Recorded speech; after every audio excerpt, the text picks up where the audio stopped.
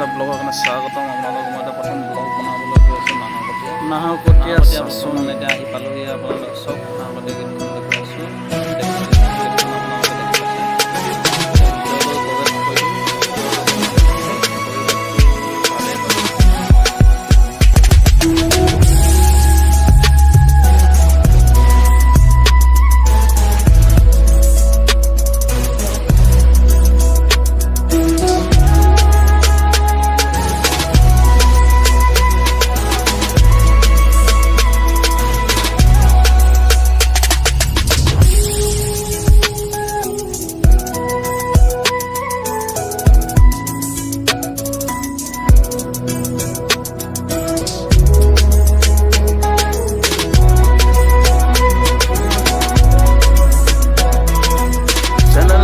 Like আৰু subscribe কৰি দিব।